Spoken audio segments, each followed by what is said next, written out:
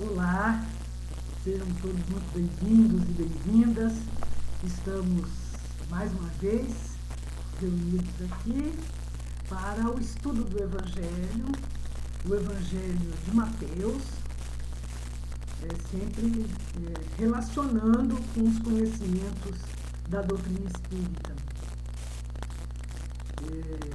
Queríamos primeiro pedir desculpas, nós demos uma atrasadinha no nosso cronograma, mas foram problemas técnicos, mas estamos de volta. Tá? Se você está assistindo a gente pela primeira vez, volte lá, porque nós temos desde o primeiro capítulo. Tá? E hoje nós vamos trabalhar o capítulo 11. Lembrando sempre que nós estamos seguindo a tradução de Haroldo Dutra. O capítulo 11, ele é subdividido em 4 subcapítulos, né?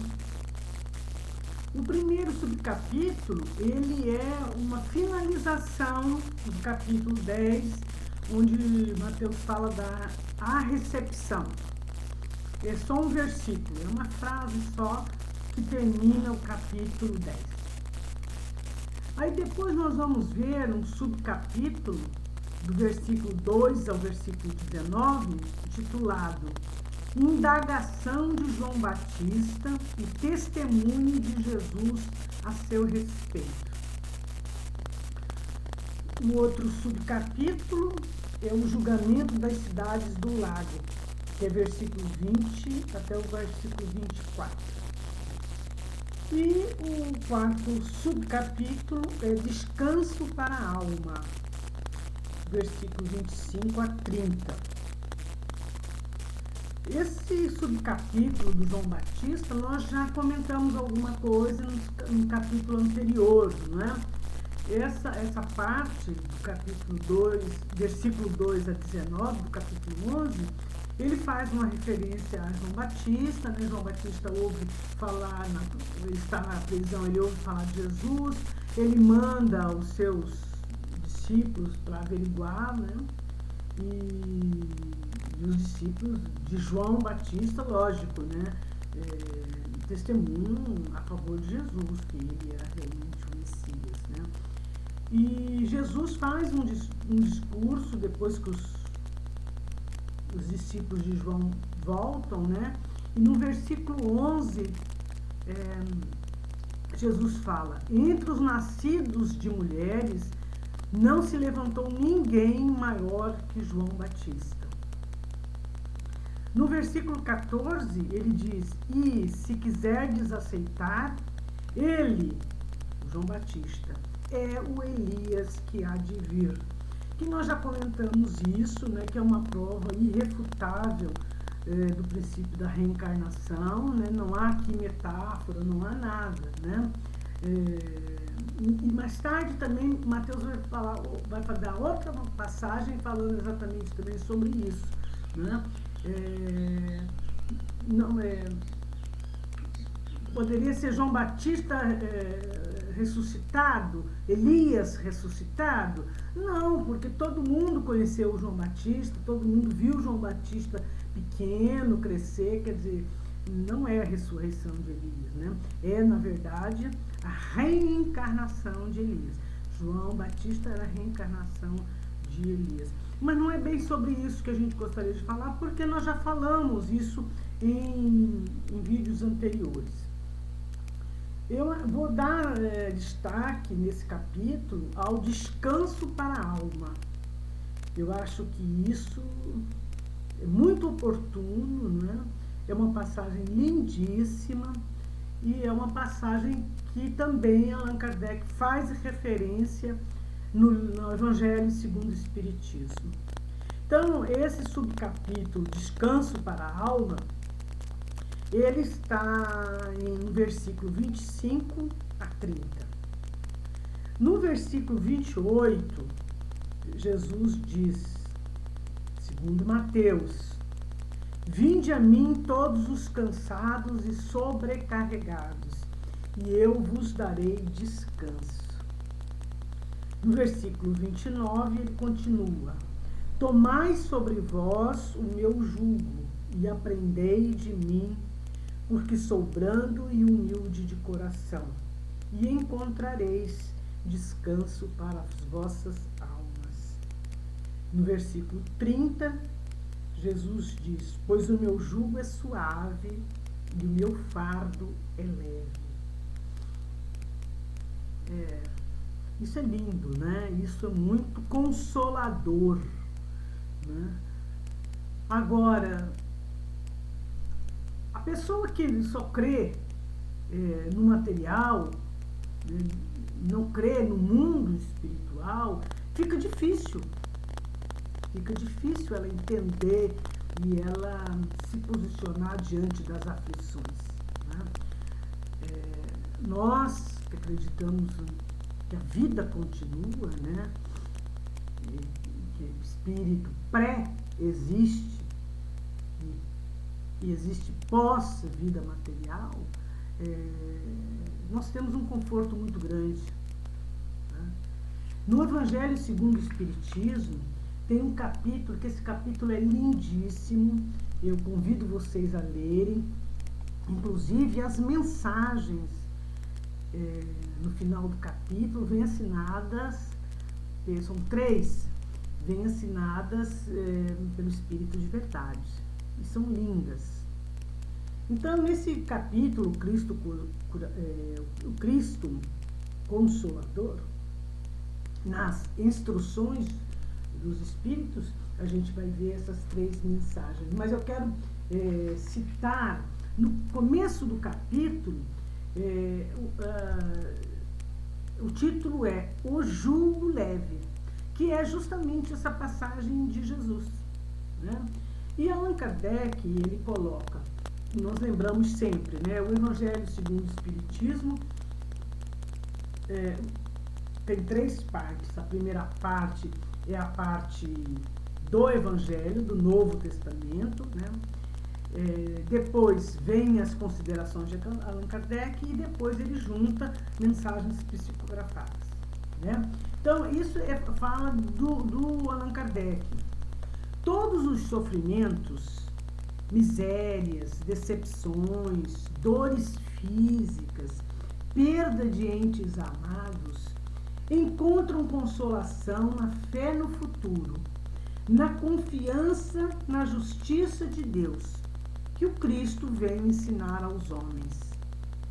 Sobre aquele que, ao contrário, nada espera após a vida, ou que simplesmente duvida, as aflições caem com todo o seu peso, e nenhuma esperança lhe mitiga o amargor. Foi isso que levou Jesus a dizer: vinde a mim, todos vós que estáis fatigados, e eu vos aliviarei. Entretanto, faz depender de uma condição a sua assistência e a felicidade que promete aos aflitos. Qual seria essa condição? Essa condição está na lei, por ele ensinada. Seu jugo é a observância dessa lei. Mas esse jugo é leve e a lei é suave, pois que apenas impõe como dever amor e caridade.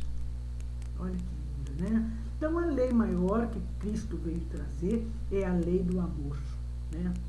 Amarás o teu Deus com todas as suas forças e ao próximo como a ti mesmo, né? Numa referência ao nosso amor, né?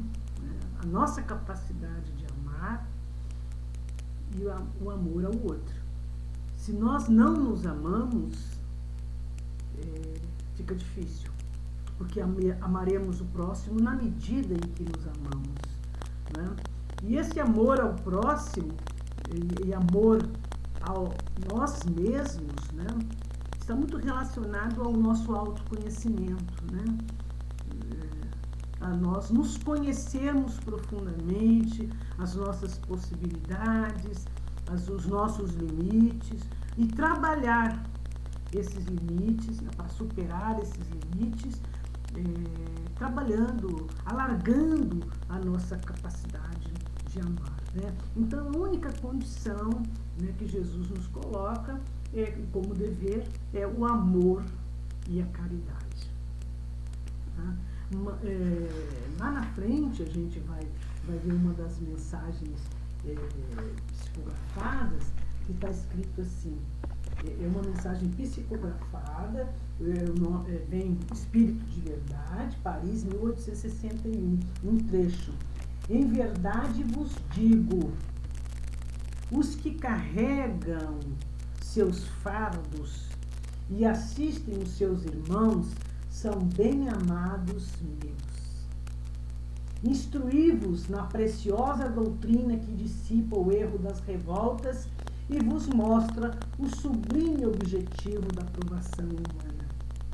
Assim como o vento varre a poeira, eu que também no sopro dos espíritos dissipe os vossos despeitos contra os riscos do mundo, que são, não raro, muito miseráveis, porquanto se acham sujeitos à prova mais perigosa do que as vossas.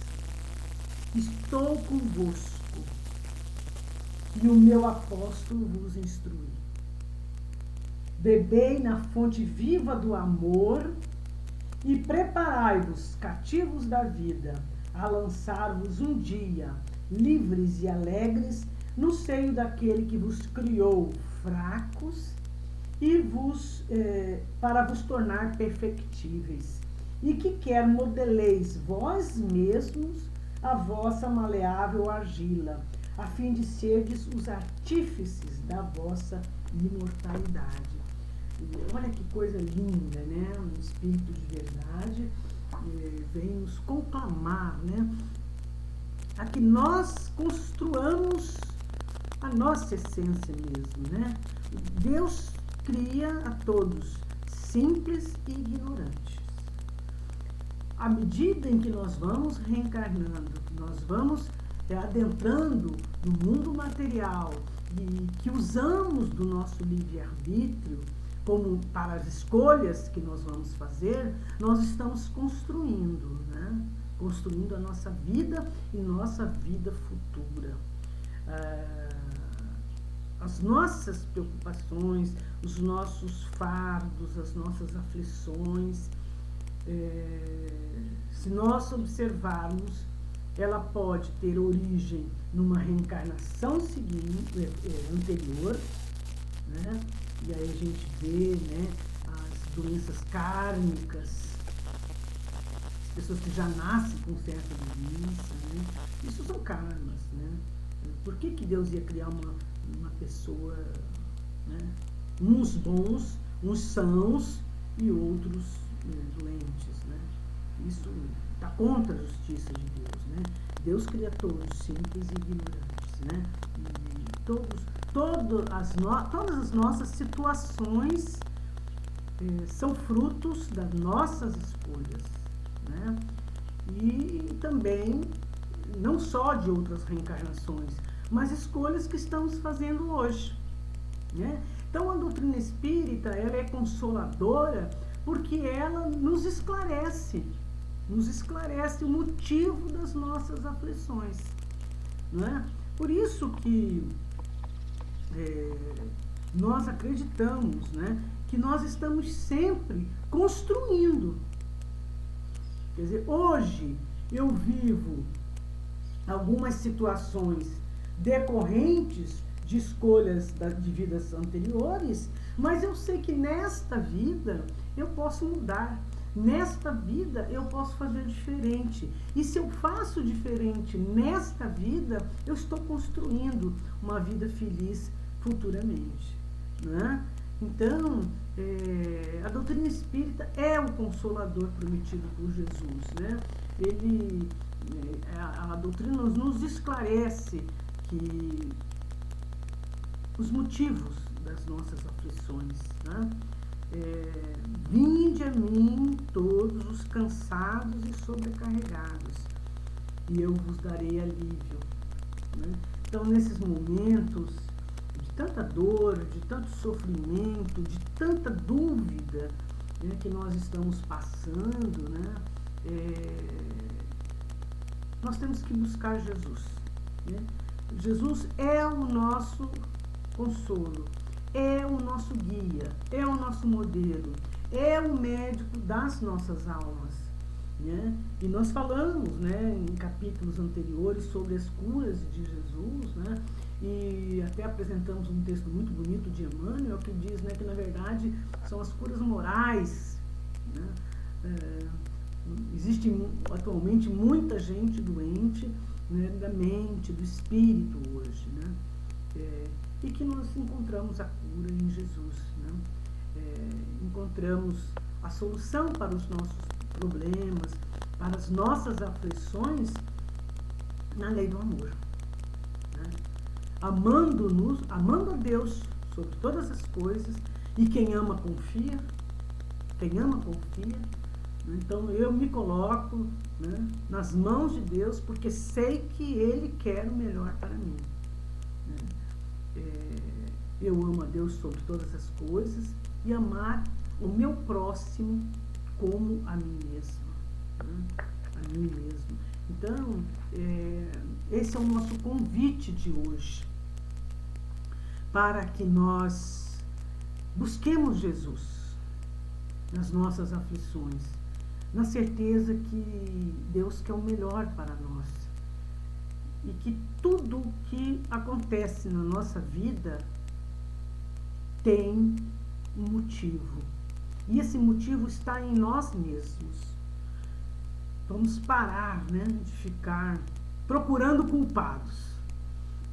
Né? Eu sou assim porque meu pai era assim, eu sou assim porque, né, eu sofri trauma na infância, eu sou assim porque meu marido não me deu, meus filhos, nada disso.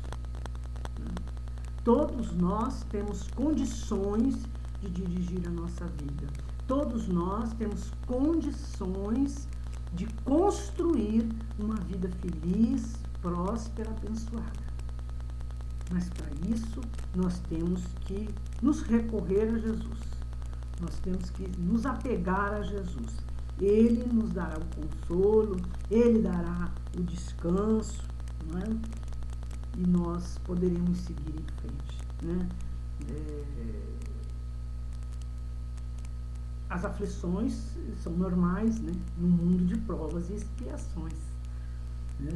Todos nós, ricos, pobres, todos nós temos o nosso cadinho, né, de sofrimento. Mas a gente acha que o nosso sofrimento sempre é o maior. Né?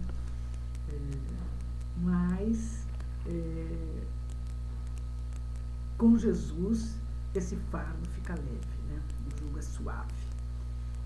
E a condição, como nós vimos, como Allan Kardec nos coloca, é o cumprimento da lei do amor e da caridade. Então, a regra básica, né, é fazer ao próximo o que a gente quer que faça a nós mesmos. Né? Então, meus irmãos, essa é a nossa mensagem, né, que nós possamos refletir muito sobre isso. Leiam as 3 mensagens do Espírito de Verdade no capítulo O Cristo Consolador do Evangelho segundo o Espiritismo. São lindas, são consoladoras, nós não estamos sós. Isso que é importante, isso que nos acalenta, isso que nos traz calma. Né? Tudo está no seu lugar certo, eu estou com as pessoas certas, no lugar certo, no tempo certo, no lugar certo. Né? E que possamos nos amar, né, para que possamos amar em maior potencialidade os nossos semelhantes e contribuir com todos, com a humanidade, com o próprio planeta, para que possamos conviver um dia, todos nós, né, sob o comando de Jesus, num planeta de regeneração. Que assim seja.